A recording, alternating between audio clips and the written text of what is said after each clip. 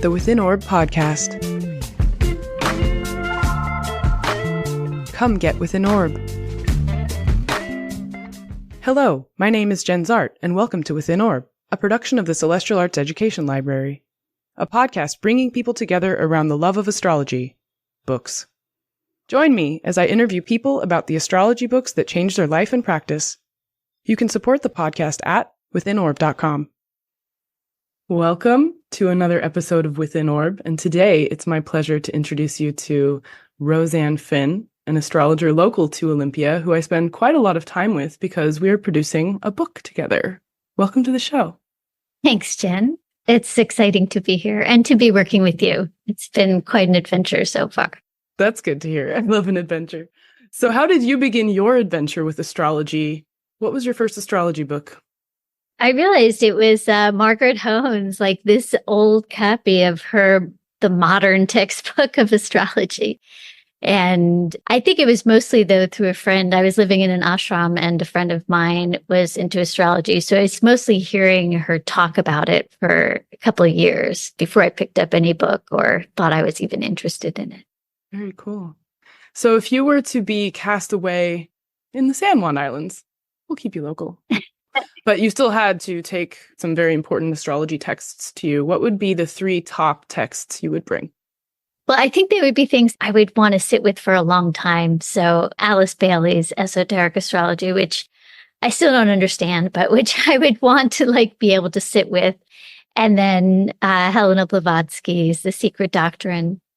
And then I would take the kind of classic Vedic astrology because I've fairly recently, I guess now it's almost been 9 years, have transitioned into Vedic astrology. So I'd take the Brihat Parasara Hora Sastra. And that's mostly because I haven't really read it yet. So you're planning ahead. You don't know if it's going to be that important, but you want to get into it. Yeah. Very cool. So let's start with Bailey, Esoteric Astrology. What is it that pulls you about this text? She's so deep. Whenever I read it, I just feel like I'm transcended. I could just read a paragraph in it and I don't even know what I'm reading. And I feel like I'm transformed by it. Like there's something about it that all of a sudden I become interested in astrology and interested in knowledge and interested in learning more. And I love the way she's just reinterpreting everything from some kind of other worldly place. I got introduced to esoteric astrology through my herbalist friend who had been part of an esoteric group for years. And she would just talk about this group as if it was some kind of secret ancient society. And it always intrigued me, but I couldn't get into it for a while because her work is really dense. Alice Bailey's work is really dense. But eventually I started reading it and I had to collect almost all of her library in order to start understanding bits and pieces of what I was reading about her. So it was really through my friend Carol that I got interested in it. And then she would keep encouraging me through the years to keep thinking about studying esoteric, get into esoteric astrology. I don't think it was until I actually read Alan Oken's Soul Centered Astrology book that I started to really grasp it. And then I also gathered Douglas Baker's work. And Douglas Baker's work also helped me really assimilate Alice Bailey's work too. And especially there's this one beautiful book by Douglas Baker that combines the flower essences. And he's got the picture of the essence and apparently he's infused some of the essence into the book. I don't know how he did it, but there's wax, there's tissue paper inside the book on the pictures for every picture when you buy the book, at least the book that I bought.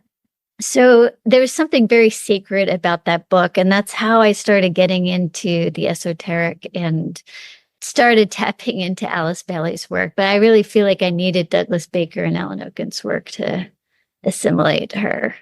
So you got in through a tactile, almost contagious magic way. If he's got the flower essences infused in paper on the page. Yeah, his books are beautiful. What did the images look like? They were hand-drawn, and I gave the book away, and I miss it. Oh, no. I don't know how I did that. I've got all the rest of his, but... Oh, man. Well, this has created a vacuum that will fill, and you'll get it back somehow. So yeah, Alan Oken, was kind of a translator of those theosophical astrologers, wasn't he? Yeah, I mean, he really dumbed it down for us. I think he really just kind of made it accessible. I think Douglas Baker was trying to make it accessible, but even he is a medical doctor. And I think sometimes he'd go off on a track on his books. I'd be like, wow, why are we talking about, skin cells with Libra? But Douglas Baker's work on understanding the spiritual purpose through the ascendant that happens with esoteric astrology and how they look at it, he really kind of spelled out the formula.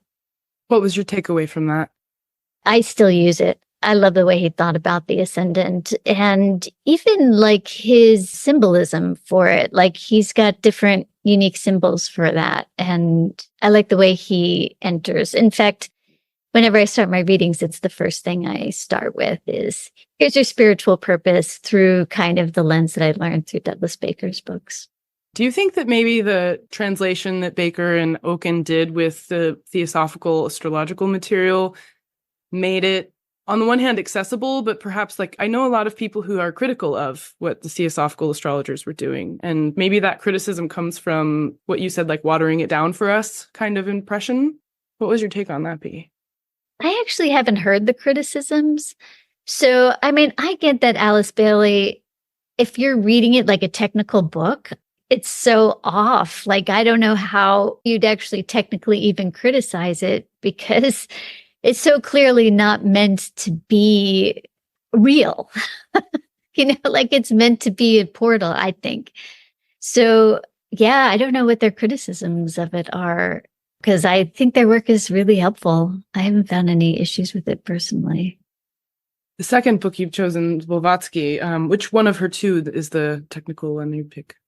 The Cosmo one. The Secret Doctrine. Yeah, The Secret Doctrine. And it's kind of similar to Alice Bailey's work. It's really just takes me somewhere else when I read it. And I feel like there's all this wisdom in there that it's just a little bit beyond me. And I love that kind of feeling like there's something else out there that is almost ineffable, unknowable to me. So where she's getting her stuff from, how she got it. I like that it feels Vedic in origin when she's talking, even though it's Western in her approach. Yeah, she compiled a lot of different sources together, and that was one of the critiques, was this kind of uncritical lumping of the wisdom traditions into this conglomerate whole with an evolutionary bent. The other thing that she did with that, though, was help produce an entire industry of publishing, which proliferated these ideas and actually served to keep them alive. So it was really important that she was going back and forth and helping kind of, I guess, blow the dandelions around, Yeah, I mean, she seemed like a real groundbreaker to be a woman coming out of Russia and then, just how much traveling she did. Tell us about the horse episode. Well, I think because I'm so interested in the 1860s, it's kind of an obsession of mine and looking for the visionaries of that time period. And apparently a story that I read about her is that she fell off a horse and had this whole kind of transcendent moment, probably in an altered state after being injured or a concussion or something like that. And she came out of that. It was like the beginning of her going, she had a higher purpose in life. And it was part of her opening to channeling. I think it was when things started downloading for her. And I think her book is downloaded, channeled. I mean, even if you're taking from all these other sources, she's still interweaving it in a way that's really unique. Yeah, the more you climb into these different ways of looking at the isness behind what is, it seems like there's a lot of common ground. You get to these waves, wavelengths, sine waves that kind of permeate all, sometimes particles. Yeah, and the way with Alice Bailey, and she taps into this triangle thing, almost like the triangles aren't real triangles, but they're meant to almost delineate portals. I love the connections that she's weaving because they don't actually technically make sense, but they feel right to me and they help me. When I do a lot of my work, I like to work with the stars a lot and I like to work with channeling from the stars. bringing in at least someone else's, what they channeled and got about star, planets, human being connections has been really helpful for my work. I'm hearing you say something about this proximity that we have lost in like the optical emphasis of modernity, this feeling of distance, of measurement through the optical experience versus the channeling you're speaking of, which is this emotional connection to the very far away, which might not be as far away as we think. Yeah, it's like maybe it's a dimensional shift, but it's here. Yeah. I love books that just kind of take me somewhere else. There's great books for learning, for technically understanding the work so that I can do the work that I'm here to do. But if I'm going to go on a desert island somewhere or the San Juans, I'm going to bring something that's going to kind of keep transcending me or keep taking me somewhere else. You're taking a portal. You've picked 2 portals. You could unlock the secret of the Secret Doctrine while you're out there. Okay, so the Brihat Hora Parasara Sastra.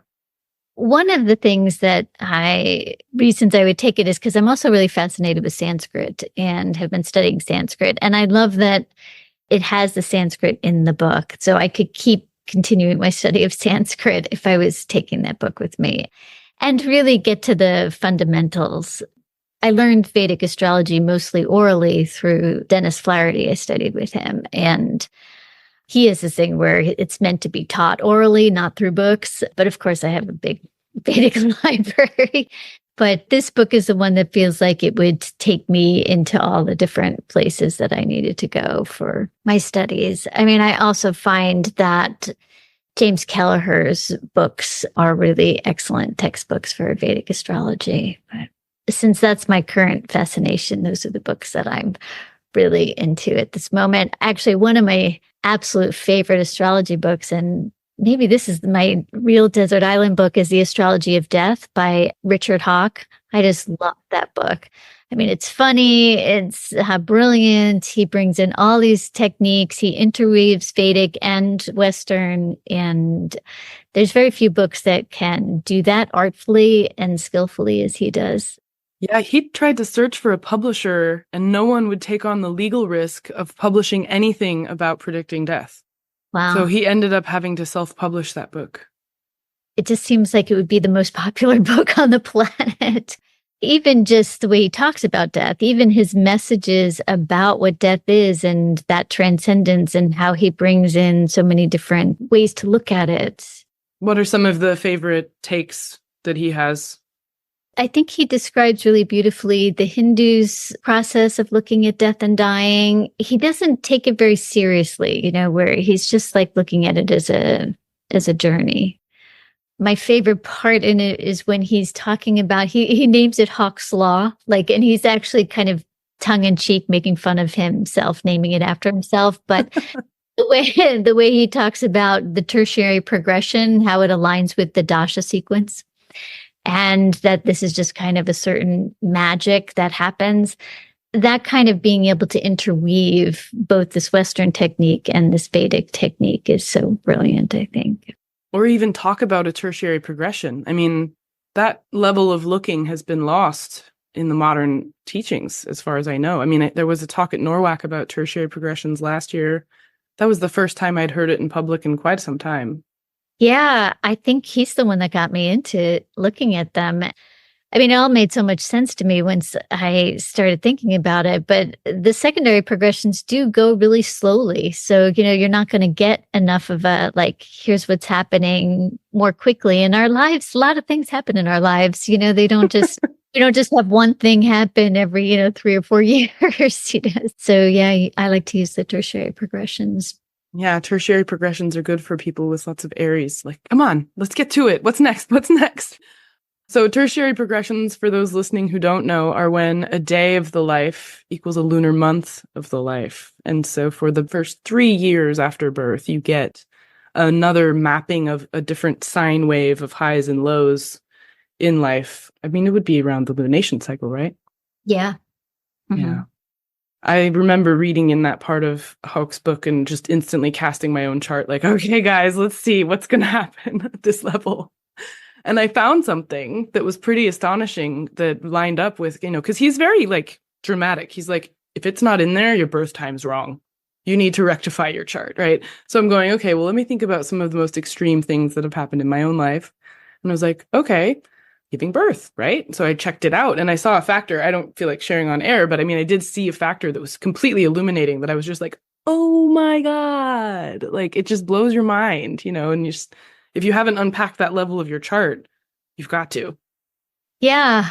Because I mean, the secondary progress, when we're looking at the sun's relationship, this is the moon's relationship to us. So yeah, it's so important, the moon, and to pull that in with the tertiary progression. Have you had any revelatory stories about terts and working with people? There was one client that came to see me for years. She had 4th stage cancer and she was really ready for the transition, like really had that inner peace. I mean, most people they don't really want to know when they're going to die. I mean, they may think they want to know, but they're not really sure they do. But she was really like wanting to prepare her family and work with it. And we were able to get it down pretty close to the timing. And just watching her work with death and dying as someone who is just very meditator and very spiritual person and just was ready. I mean, I've had, especially since I transitioned to Vedic astrology, a lot of people wanting to know about their death because Vedic astrology does that. I like never even considered doing that with Western before. But knowing that the Vedic astrologers, I don't know if they do this anymore, but like to figure that out at the beginning of the session, like as the first thing, because, if you're going to marry someone, you want to make sure you're dying around the same time period. So they figured out first, but us Westerners, I don't think anyone I know really wants to know when they're going to die. But there's been a few cases where people have been close and they want an understanding. Yeah. Imagine stepping into a room of 5,000 astrology books, turning a corner and stepping into a room of 2,000 more. The Celestial Arts Education Library is every astrologer's dream, and it can be yours. I invite you to come support CAELi before you can visit physically. Your support will mean the creation of 52 new episodes of Within Orb next year, 4 issues of the CAELi Review, our inaugural journal, and countless book talks, events, classes for our community. Visit our website, www.caeli.institute/support, to select your level of care. Please help support CAELi into the future, our future, so that we may study the future together. Thank you for listening. Please enjoy the rest of the show. So you taught in Olympia for a long time. Tell us more about your teaching practice with people. Well, my journey to astrology was long and windy. I was an engineer for years, and then I lived at Kripalu ashram for 4 years, and then spent a couple of years really lost. I went to Lesley College for expressive arts therapy to become a therapist. And then I took a class with Joseph Crane, and that was my first class, was through him, which was a brilliant class. He was a brilliant guy. And then I left Boston. And when I came to Olympia, I took this journey where I didn't know where I was going. I packed up everything, sold everything, and was just going to drive until I was absolutely sure I was where I wanted to live for the rest of my life. And when I got to Olympia, that's what happened. And there was quite a few moments along the journey where I thought, I'm never going to find this magical place.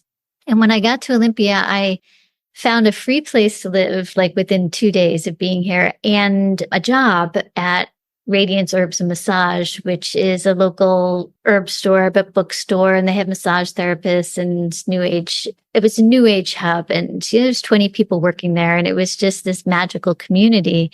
And I had been studying astrology, but never thinking that was going to be my path, but just more fun on the side. Like I was studying herbalism, I was doing sound healing, I was doing all kinds of things at the time. And then, so I did a chart for a friend of mine for fun. And she was just someone with a big mouth, and she just told everyone. And I had all these massage therapists that wanted to do trades. So then I was doing trades with the massage therapists, and then they all told their clients, and it was this massive networking that I stepped into right away. And then I started teaching almost like within a year of doing readings, which now feels a little audacious of me, but it all worked out. And then a couple of years later, so there was my friend Carol Trasado, who was the herbalist at the store, and she and I got very close, and we started a talk called Plants and Planets and started doing that in downtown Olympia at Traditions. And we did that monthly. We wrote a newsletter. We did that for 17 years. Wow. We really developed this beautiful community of people who became very educated and knowledgeable about astrology over the years. So, by 15 years in, I'm getting really good technical questions from people, which that was a really wonderful experience that she and I got to have and be part of. Was it cut short by the pandemic? No, I got burnt out. Hmm. I just got really burnt out on it. And that was, I think, 2017. And then Carol died of cancer in 2019, so year before the pandemic. But I'm going to go back and give a talk there in February. So very cool. Yeah. So we've been working on your book, and it's completely rewired my brain. And I'm excited to spend a future episode with others talking about how they have absorbed your material. But how did this book, Persephone's Revolution, start in your mind? I think it started back in 2001, 2002. I did a course at NORWAC with Dr. Mitchell Gibson, and he's a psychiatrist. I don't know what he's doing these days, but he developed these mystical quotient days. And, he did all this research into figuring out what aspects, what transits are most likely to induce like an altered state, I would say. And he was working with extreme declination and high declination. And so I would, for the newsletter, calculate mystical quotient days for every day of the month. So then I was thinking, well, this Mercury in extreme declination, this is such a mystical portal thing. Let's look at other planets. So when I started looking at Pluto's in extreme declination or out of bounds, I started seeing a pattern that I just blew my mind. And so then I just started studying it, and it was so mind-blowing to me that it took me years to believe that it was real and to try and figure out why it was happening, because also to watch the extreme declination get less and less over time and be like, how is that possibly changing? And so it took me years to understand how precession had to do with it and how the Earth's tilt was changing and that's what was causing it to go into extreme declination for fewer and fewer times. I think I was also really influenced by somebody I'd been studying with, Dan Dial, who is teaching me a lot about physics and how astrology works. And he had this very unique understanding of how astrology works. So there was kind of a portal for me that was a combination of looking at extreme declination and understanding the Kuiper Belt as a toroidal field and how that impacts us. So this book is really just the tip of the iceberg, although it's taken me years to get the history knowledge that I needed to write it. But it's really about looking at the Kuiper Belt as a toroidal field. Now I pull out Pluto as the main planet to be looking at it. But I think we're really impacted by that toroidal field in connection to our tilt and our perspective on the universe. What I love about what you've done is through that representative of the toroidal field, because Pluto showed up first, right? We have this idea that there's something beyond Neptune. And when we go and look, Pluto says, I'm here. And so we start going further in. And I want to also point out that it did take you 20 plus years to get to the point of, being on the cusp of publication. And in that time, there's been this kind of sedimentary accretion of fact after fact that, in the editing of your work, I feel my mind and understanding of human culture and history completely reoriented around this factor that you've seen, which is when Pluto crosses the celestial equator, culminates in the north and extreme, crosses again to the south and culminates to the south in extreme declination. And seeing your graph where that's the bouncing ball just slowly petering out, it's just yes, stop doing that, Pluto. Please.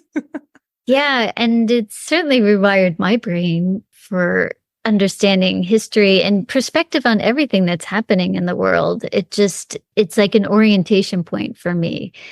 And then I even like even bringing in the other planets into that orientation, but anchoring it in that sine wave and in that cycle, in that Pluto cycle. And there is a way in which some of the other Kuiper Belt objects intersect into that, which I look forward to sharing also, because you add in Eris and you add in Maki Maki and Haumea, and there's a harmonic relationship between those orbs and Pluto and where they intersect each other, like when they come into resonance into that. So like Pluto's like, here's this sine wave that's bouncing through history that I think we just really orient to as humanity. And that's kind of the first part to get. So you might have just said something that's been an itch that I've wanted to get scratched for quite some time. And this comes up when I speak with my friend who's an archaeologist. It's the geological time of astrology, right? Not just the human history and the idea of the personal horoscope and what's going to happen to me in this lunation or that, secondary progress cycle, but this idea of geological time and those enormous spans of time that are hard to even comprehend at the human level. It sounds like these declination cycles of Kuiper Belt objects could speak to that. Yeah, because they're going to give us the big 500-year cycles and get 10 of those, and we're going into prehistory. Yeah. Do you think that at the end of Pluto's journey in extreme declination, something like prehistory will come back? Maybe parts of it, maybe the parts where we're really tuned in, like the parts where I kind of sense that there were times back, before we have kind of recorded history where people and beings were much more in a transcended state.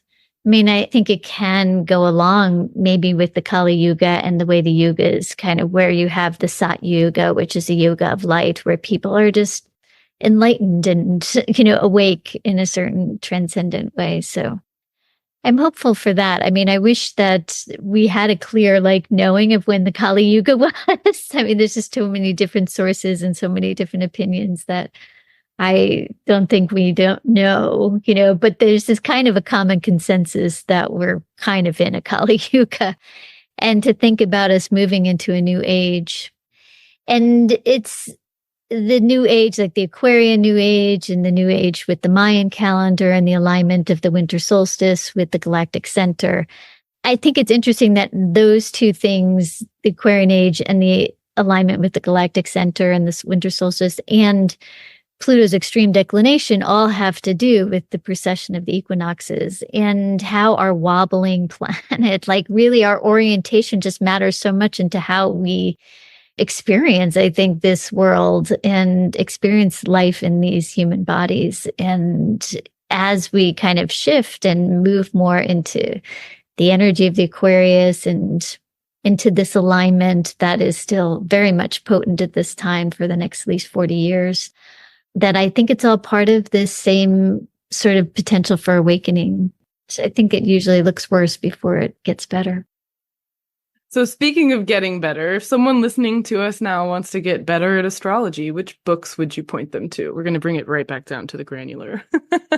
So when I'm working with my students, I like Bernadette Brady's The Eagle and the Lark, is it? Mm-hmm. Yeah, Predictive Astrology, The Eagle and the Lark. That's a really good book. I think Marcia McEver's series is a great starting point. I mean, if you're just beginning and you want to make sure you get all of the, the factoids you need in order to do a chart. The only way to learn astrology in 5 volumes, right?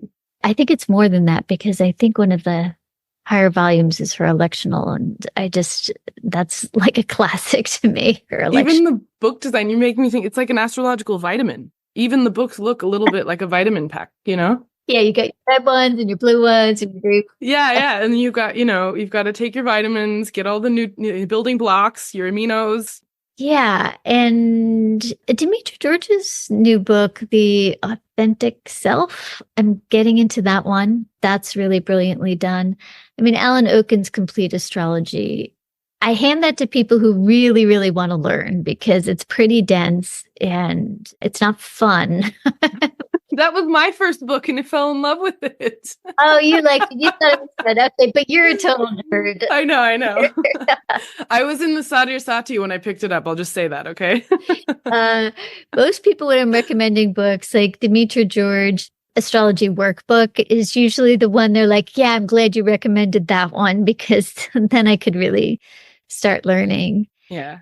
I have a workbook that I usually give to my beginning students that covers the basics. And Dynamics of Aspect Analysis, Bill Tierney's book, there's a couple of them that my students have to get, and that's one of them, because the way he talks about the aspects and really gets into waxing, waning, applying, separating, I think that's all really important to learn. And Navigating by the Stars by Edith Hathaway. She is tapping into Uranian astrology in this book. She's transitioned to being a Vedic astrologer. And that's one of my all-time favorite books is Navigating by the Stars. She really gives you transits to look at for different things happening. I love the way she interweaves progressions and transits and solar returns, and she pulls it all in for me. So that's that. Richard Houck's book, those are like two of my favorite astrology books for fun and that I use.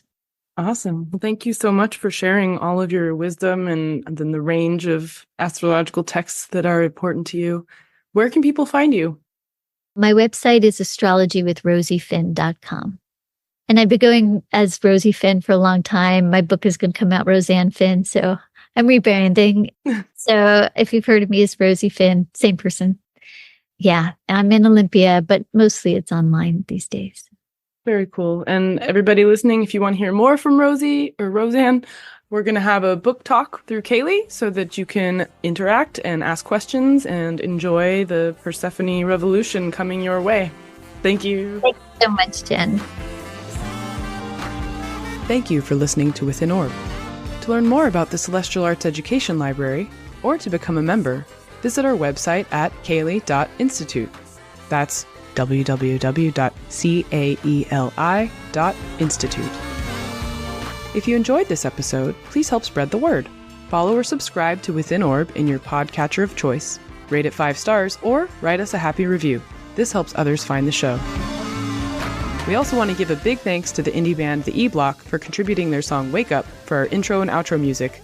You can find them at their website, eblockband.com. This is Jenn Zahrt, signing off for now. See you next time.